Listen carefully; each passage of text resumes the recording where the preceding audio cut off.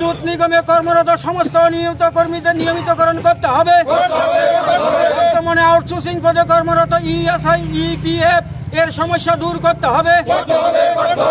স্বল্পতা দূরীকরণে অবিলম্বে রাজ্য বিদ্যুৎ নিগমের সকল শূন্য পদে স্থায়ী কর্মী নিয়োগ করতে হবে।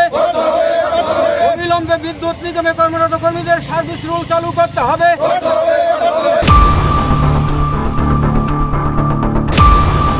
তারা আমাদের ডাকে সাড়া দিয়ে আজকে আমাদের এই কর্মসূচিকে সফল করা, সারা রাজ্যে পৌঁছে দেওয়ার জন্য আপনার রাজ্যে উদ্যোগ গ্রহণ করেছেন।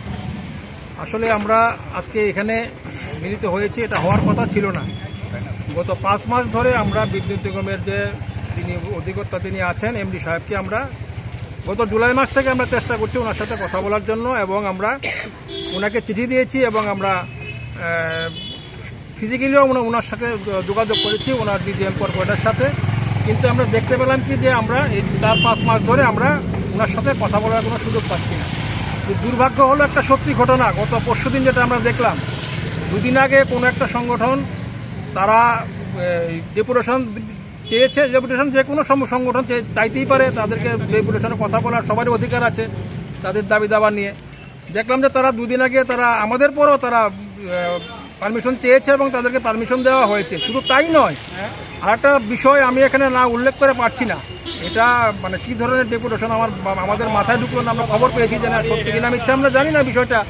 আমরা যে শুনলাম ডেপুটেশনের পরে নাকি এখানে আবার লাঞ্চেরও ব্যবস্থা করা হয়েছে। এটা আমাদের কাছে একটা মানে কেমন বিষয় মনে হয়েছে। যাই হোক, আমরা আমাদের সেই 10টা দাবি নিয়ে, বিশেষ করে আমাদের কর্মীদের এবং আমাদের রাজ্যের যারা বিদ্যুৎ গ্রাহক আছেন যারা, তাদের কিছু দাবি দাবা নিয়ে আমরা দীর্ঘদিন ধরে লড়াই করছি, এবং আমাদের এই দাবিগুলি নিয়ে আমরা আজকেও বিদ্যুৎ নিগমের এমডি সাহেবের, যেহেতু উনি আমাদেরকে সময় দেননি, তার জন্য আমরা সময়টা বেছে নিয়ে আমরা আজকে এখানে মিলিত হয়েছি।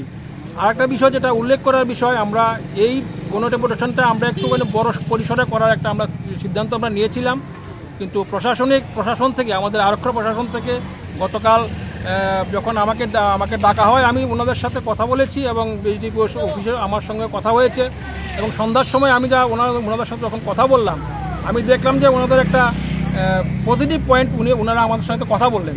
কিন্তু রাত্রিবেলা 11টা 15 কি 16 নাগাদ আমার কাছে একটা মেসেজ আসে হোয়াটসঅ্যাপে।